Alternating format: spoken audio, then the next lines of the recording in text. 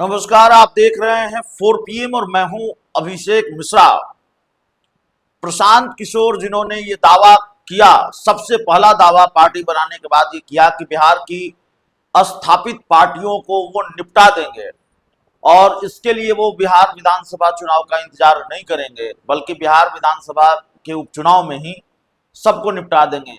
जब 4 विधानसभा सीटों पर बिहार में उपचुनाव थे, तारापुर, माफ कीजिएगा, बेलागंज, रामगढ़, इमामगंज और तड़ारी, और प्रशांत किशोर के उस दावे का क्या हुआ, वो दावा किस तरह हवाई साबित हुआ, बताने की जरूरत नहीं है। दरअसल प्रशांत किशोर ने 2025 के विधानसभा चुनाव को लेकर भी बड़े बड़े दावे किए और हाल तक किए। प्रशांत किशोर ने राघोपुर को अमेठी बनाने की बात कही। उन्होंने कहा, मैं तेजस्वी यादव के खिलाफ चुनाव लड़ जाऊंगा तो राघोपुर अमेठी हो जाएगा।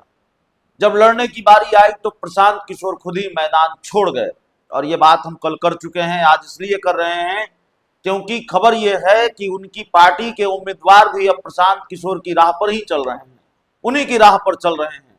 अब भला प्रशांत किशोर मैदान छोड़ दें तो प्रशांत किशोर का उम्मीदवार क्यों नहीं मैदान छोड़ देगा। तो ब्रह्मपुर से प्रशांत किशोर ने उम्मीदवार बनाया था डॉक्टर सत्य प्रकाश तिवारी को, और डॉक्टर साहब अब चुनाव नहीं लड़ रहे हैं। उन्होंने समर्थन कर दिया है एलजेपी रामविलास के उम्मीदवार हुलास पांडे को, और हुलास पांडे को उन्होंने आश्वासन दिया है कि भाई हम आपकी पूरी मदद करेंगे, हम पूरी तरह से आपके साथ हैं। आरोप तो लगता है कि भाई प्रशांत किशोर बीजेपी की बी टीम है। अब बी टीम है कि नई टीम है, लेकिन प्रशांत किशोर के उम्मीदवार तो एनडीए वालों के साथ चले गए हैं, बीजेपी के साथ नहीं गए, तो चिराग पासवान के साथ चले गए, और चिराग पासवान की पार्टी के उम्मीदवार हुलास पांडे के साथ चले गए डॉक्टर सत्य प्रकाश तिवारी, और वो कह रहे हैं कि अब हम आपकी मदद करेंगे। तो प्रशांत किशोर के एक उम्मीदवार ने मैदान छोड़ा है।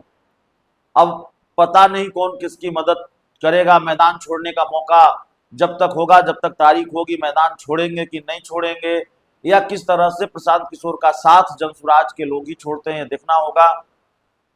और प्रशांत किशोर के उम्मीदवार पहली बार मैदान नहीं छोड़े हैं। प्रशांत किशोर बहुत बड़े रणनीतिकार, कई लोगों को चुनाव जितवाया उन्होंने, कहते हैं पीएम मोदी को रणनीतिकार रहे हैं वो, प्रधानमंत्री नरेंद्र मोदी के, कई राज्यों के मुख्यमंत्री के, ममता बनर्जी के, नीतीश कुमार के।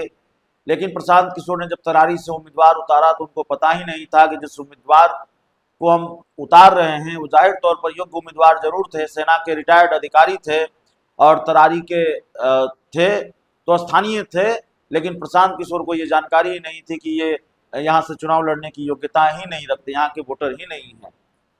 उसके बाद उन्होंने बेलागंज से जिनको मैदान में उतारा वो मैदान ही छोड़कर भाग गए। प्रशांत किशोर को नया उम्मीदवार घोषित करना पड़ा। अब यही दिक्कत प्रशांत किशोर के साथ आ रही है विधानसभा के चुनाव में। भाई जब आप खुद ही मैदान छोड़ जाएंगे, आप खुद ही चुनाव नहीं लड़ेंगे, आप खुद ही बड़ा बड़ा दावा करेंगे। दावा तो यहाँ तक था कि भाई तेजस्वी यादव राघोपुर की सीट छोड़कर हम और भी कई सीट खोज रहे हैं।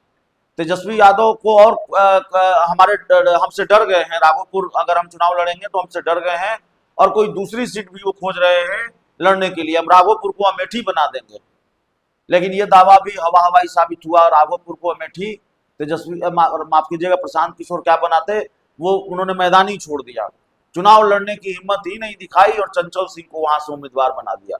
तो भाई आप जिस नक्शे कदम पर चल रहे हैं उसी नक्शे कदम पर आपकी पार्टी के उम्मीदवार चल रहे हैं। अब ये तो पहला विकेट गिरा है, वो भी चुनाव से पहले गिरा है। अब ऐसे में कैसे आप बिहार में सरकार बना पाएंगे। प्रशांत किशोर तो कहते हैं कि अगर 150 सीटें आई तो मैं समझूंगा मैं असफल रहा हूं। बाद में फिर उन्होंने यह भी कहना शुरू किया कि या तो अर्श पर रहूंगा फर्श पर, या फिर फर्श पर रहूंगा। तो अर्श पर रहने की बात लगातार करने वाले प्रशांत किशोर को बाद में ये भरोसा हो चला, या बाद में ये अंदेशा हो चला कि नहीं, नौबत फर्श पर भी आ सकती है, फर्श वाली भी आ सकती है। प्रशांत किशोर संभावित नुकसान को पहचान गए, तो इसलिए उनको लगा कि नहीं नहीं, सिर्फ अर्श की बात करनी ठीक नहीं है, फर्श की बात भी उन्होंने करनी शुरू कर दी। और प्रशांत किशोर फर्श की तरफ लुढ़कते हुए दिखाई दे रहे हैं।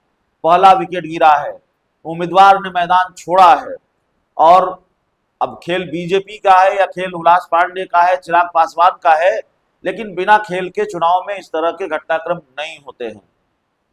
आपने देखा कि देश के गृह मंत्री अमित शाह कैसे कैसे नाराज नेताओं से, निर्दलीय उम्मीदवारों से मिल रहे हैं, उनको मनाने की कोशिश कर रहे हैं और कई नामांकन वापस भी हुए हैं।